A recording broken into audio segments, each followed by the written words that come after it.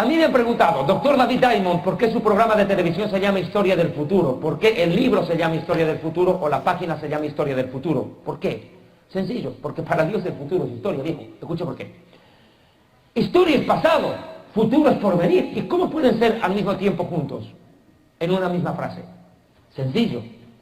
Mi hermano, Dios cuando quiere anunciar el futuro no necesita preguntarle a un brujo lo que va a pasar mañana. Dios conoce y lo dejó escrito de antemano. Si usted lee el libro del Apocalipsis y vuelve a leer 6:14, la primera parte. Y el cielo se desvaneció como un pergamino que se enrolla. ¿Por qué dice se desvaneció? No dice se desvanecerá si todavía eso no ha ocurrido. Ahora me va a entender. Porque Juan en el Apocalipsis viajó al futuro. Vivió en vivo y en directo la historia. Pero la humanidad la estamos viendo en diferido. O sea, estamos viendo el partido en diferido. Él los fue a ver al estadio en vivo y en directo. ¿Me está entendiendo? Por eso el Apocalipsis describe en pasado lo que todavía no ocurrió. El Apocalipsis dice, vi un cielo nuevo y una tierra nueva porque el primer cielo y la primera tierra pasaron. Pero Jesús en Mateo dice, tierra pasarán. Y en el Apocalipsis ya pasamos. ¿Cómo así? Es que Juan viajó en el tiempo. Y Génesis es un viaje al pasado. ¿Cómo Moisés dice, Dios creó de la nada los cielos y la tierra? ¿Acaso a él le consta? ¿Él estuvo ahí? ¿Vio? Dios me mostró. Dios me mostró. Yo para dar una conferencia de Génesis capítulo 1, verso 1, necesito 4 horas, solo por un versículo. Un hito. Porque todo está escrito ahí. El que entiende el primer versículo de la Biblia ha entendido toda la Biblia. La Biblia comienza en el verso 2, no en el verso 1. El 1 solamente es el título. Dios en el principio, o sea, ¿en el principio de qué? De la materia, el espacio, la luz, el calor, la energía, el movimiento y el tiempo. Termodinámica, pues, mijo. En el principio del tiempo, de la materia, el espacio, el movimiento, la luz, el calor y la energía, creó de la nada, porque Dios no tenía materia prima, los cielos. ¿Y cómo creó los cielos? Mezclando agua con fuego. ¿Cómo es eso? Sí, la palabra fuego en hebreo es esh. Ahí agua, fuego y agua conforman shamayim en hebreo, que significa cielos. O sea que Dios mezcló elementos opuestos. El fuego con el agua los fundió para crear los cielos. ¿Qué cosa cayó en el diluvio? Agua. ¿Qué cayó en Sodoma? Fuego. ¿Qué cae en una tormenta eléctrica con granizo? Fuego y agua. Ahora miren, escuchen suegritas, atiendan. Vale para ustedes. Atienda. Dios creó los cielos y la tierra. ¿De dónde creó la tierra Dios? Del agua. Pero ¿cómo puede sacar tierra del agua? Si Dios fue capaz de mezclar el agua con el fuego, ¿cómo no va a sacar sólido de líquido? ¿Cómo no va a poder? ¿Y dónde dice la Biblia que la tierra viene del agua? Segunda de Pedro 2. Estos ignoran voluntariamente que en el tiempo antiguo fueron hechos por la palabra de Dios los cielos y la tierra que proviene del agua y por el agua subsiste, por lo cual el mundo entero pereció anegado en agua en los días de Noé. O sea, la tierra proviene del agua, compadre. La tierra salió del agua. Porque las leyes de la creación eran leyes de embriología y las leyes de la embriología son muy distintas a las de la anatomía. ¿O no? Claro. ¿Quién puede entender que dentro de la panza de una mujer, de la barriguita, de la guata, barriguita, no, haya un bebé en agua, nadando durante 9 meses ahí en el agua y no se ahogue? Sale del vientre, déjenlo en la piscina 3 minutos, se muere. Pero ¿cómo así? Para que vea, las leyes de adentro no son las leyes de afuera. Las leyes de la creación no son las leyes post-creación. ¿Y cuál es el margen? El día del reposo. Hasta el día del reposo de la creación, todas las leyes eran distintas a las que hay después. ¡Ay, qué rico salió el sol! Chévere. Ahora escuchen. Para verles mejor, dijo el lobo apóstol. Ahora escuchen. Vuelva al tema. Ya, caperuzas, esperen. Escuchen. ¿Puedo explicar creación?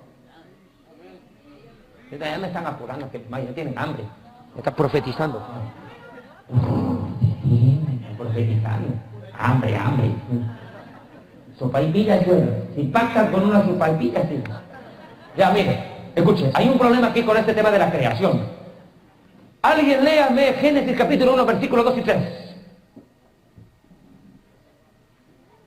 Le voy a explicar algo de la creación, que le va a servir para toda su vida. ¡Ya, pues! Y la tierra estaba desordenada y vacía, y las tinieblas estaban sobre la faz del abismo, y el Espíritu de Dios se movía sobre la faz de las aguas. Y dijo Dios, sea la luz, y fue la luz.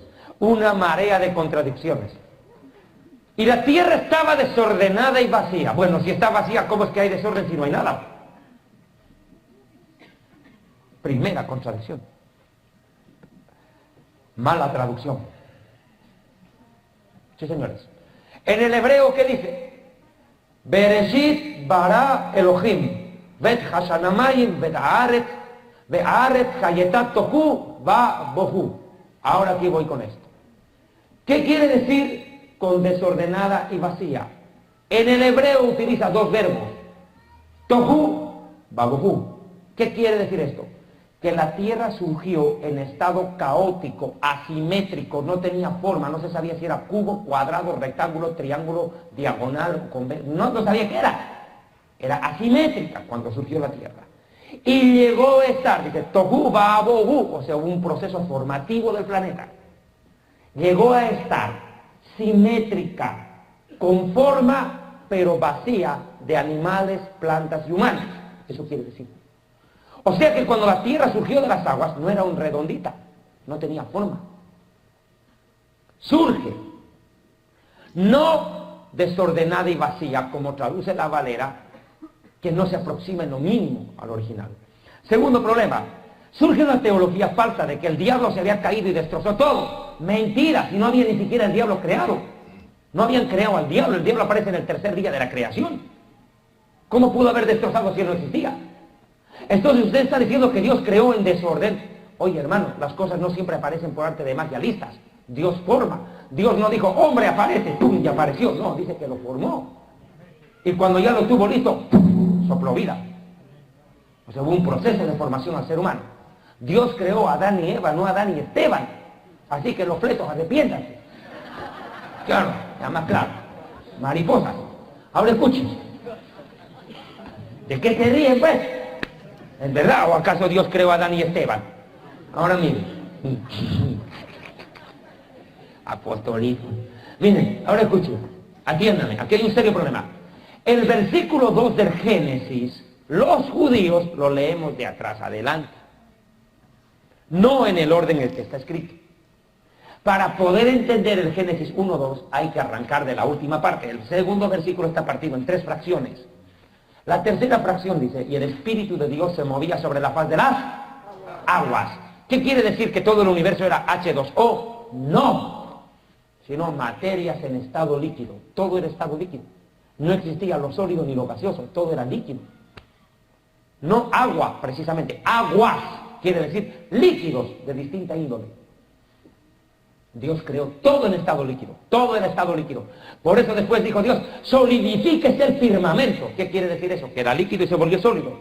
Y cuando se vuelve sólido quiere decir que se vuelve hielo. El agua en estado sólido se llama, suegra, hielo. Ustedes lo conocen. Hielo. Listo. Ahora escuchen. El Espíritu de Dios se movía sobre la faz de las aguas. Y dice en el versículo, en el mismo versículo, la frase anterior dice, y las tinieblas estaban sobre la faz del abismo. ¿Qué quiere decir esto?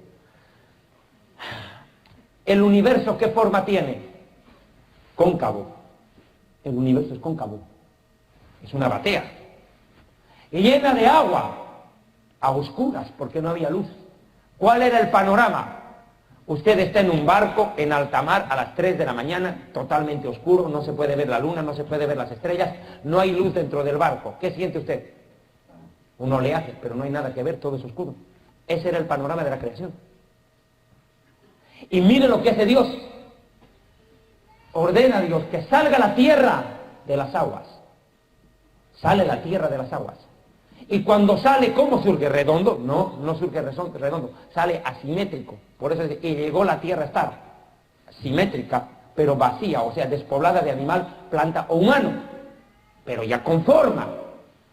Cuando trazabas la faz, dice, en Proverbios 8 dice un versículo, creo que el 32, dice, Y cuando trazaba el círculo sobre la faz del abismo, allí estaba yo. Habla la sabiduría. ¿Quién es la sabiduría? El verbo. ¿Quién es el verbo? La palabra. ¿Quién es la palabra? El Mesías. Por eso dice, en el principio Dios creó. Y en el principio, ¿quién es? El verbo. Porque en el principio estaba el verbo.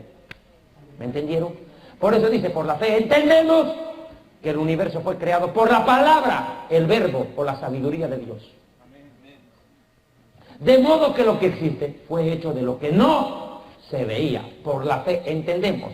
O sea, el error de los científicos es creer que por leer la Biblia dejarán de ser inteligentes.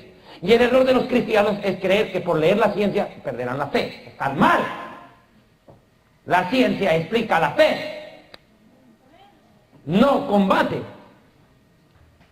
La verdadera ciencia es la comprobación de lo escrito. El problema pasa porque algunos giles entienden al revés las cosas. El hombre viene del mono. Y los gorilas dijeron, ¿y nosotros qué nos tenemos con estos giles que hemos hecho nosotros aquí? ¿Quién que nos vienen a acusar de ser padre de estos herejes? Terrible. ¿Cómo? A un gorila le preguntaron, gorila, el hombre viene del mono. Y el gorila dijo, espérate, voy a ir a preguntar en la Biblia si eso es verdad. Biblia, ¿eh? Gorila no era ningún tonto. ¿Gorila qué? Ahora, si tú crees que tu abuela era King Kong y tu bisabuela era Chita, ese es tu problema. Es tu problema, mío no. Es más, si quieres te ofrendo una banana. Sí, en serio, cuando los monos escucharon que venían, que eran los ancestros de los humanos, protestaron, hicieron hasta huelga de hambre. No les gustó para nada la comparación, era un auténtico insulto. Porque los gorilas no abortan, no asesinan ni matan. Son buenos tipos. Amén. Ahora escuchen, atiéndanme. El problema pasa porque por la fe entendemos que el universo fue constituido. ¿Qué quiere decir constituido? Creado y formado. Por la palabra de Dios. Por la palabra, que es el verbo, el Mesías. Ahora aquí viene un problema. El versículo 3 es un dolor de cabeza para los científicos. Terrible dolor de cabeza. Léelo. Y dijo Dios, sea la luz, y la luz fue. Vayomer Elohim, en hebreo, Vayomer Elohim, y dijo Elohim, sea, y fue. ¿Cómo puede ser eso? Sea y fue. Sea es futuro, fue es pasado. ¿Cómo puede ser que esté el mismo verbo, o sea, la luz aparezca en futuro y luego en pasado en el mismo versículo? ¿Qué es esto? Una locura. Escuchen. La luz de la cual está hablando no es la luz del sol. Era una luz sobrenatural que venía desde el mismísimo trono de Dios. Y no es como la luz del sol que ilumina solo a un lado del planeta Tierra, en otro lado es noche. No. E ilumina la Tierra nomás. Bueno, y los planetas de la Vía Láctea. ¿Y qué pasa con los planetas vecinos que no tienen sol? Entonces no está hablando de la luz del sol. No está hablando de la luz del sol. Está hablando de una luz sobrenatural, celestial, que ilumina no la mitad del planeta Tierra, ilumina el universo entero. Por igual. No es que allá era noche o allá había sombra. No, iluminó todo. Todo por completo. No había lugar, no había espacio en sombra. Cubrió de esa luz. ¿Me está escuchando? Ya, esa luz trajo vida. Los científicos dicen, Big Bang, boom, explosión. Pero claro, eso después. Explosión de luz, calor, movimiento y energía. ¿Qué quieren? Hubo luz, claro, hubo una explosión violenta. Ahora, Einstein creía, al igual que los griegos, que el universo era estático, inerte, sin movimiento ni cambio trascendental. Eso creía Aristóteles, Sócrates y Platón. Porque cuando estos cuates salían al frente y miraban al cielo, miraban el mismo sol, la misma luna, las mismas estrellas, las mismas constelaciones, pero los tipos miraban desde abajo. Pero cuando se inventó el telescopio, y el judío Galileo Galilei también perfecciona el telescopio, observan que las estrellas se mueven, que se trasladan. Entonces el universo no era estático como Aristóteles pensó, como Einstein pensaba. Einstein, en vez de ser judío, creía que el universo era estático. Después Einstein tuvo que pedir perdón. Y dijo, me arrepiento de lo que dije. El universo tiene movimiento. Y si tiene movimiento, tiene masa. Y la masa se desplaza de acuerdo a su peso. Los más gorditos se mueven más lento. No, me dan claro. Ahora escuchen. Quiero que me atiendan esto, que hay mucho desorden con esa palabra. A ver, miren. Esta situación de la creación se ve afectada cuando ve el versículo ahí, sea la luz, y la luz fue, esa luz ya no es la misma luz que existe hoy. ¿Hasta cuándo duró esta luz? ¿Por qué dice sea la luz? Y fue la luz. Porque esa luz duró hasta el tercer día de la creación. Hasta el tercer día nomás. Porque en el cuarto día fue creado el sol. Y aquí viene el problema. Una vez un científico en el Ecuador me pregunta esto. Me lo topo en un avión viajando entre Guayaquil y Quito. Este cuate venía desde las Galápagos. Ya. Donde postularon justo el origen de las especies de Carlos Darwin, las Galápagos en el Ecuador. Bueno, ya. Yo en el avión me encuentro con este cuate y me pregunta, y me dice, entonces, ¿cómo usted explica, me dice, que la fotosíntesis es necesaria para la producción agrícola? Yo le digo, pero aquí está el problema. Si tú crees que el origen en la vida está en determinar desde cuándo hay plantas en la Tierra, estás mal, porque eso es lo que los científicos creen. Dice, si nosotros descubrimos geológicamente desde cuándo la Tierra produce vegetación, entendemos que comenzó la fotosíntesis y por ende comenzó la vida. Yo le digo, usted está mal. ¿Por qué? Porque la Biblia dice algo que los científicos se volverían locos. ¿Cuál? La Biblia dice que en el tercer día de la creación la Tierra producía vegetación y sin embargo no había sol, el sol aparece en el cuarto día. ¿Cómo pudo haber habido fotosíntesis si no había sol? Otro problema.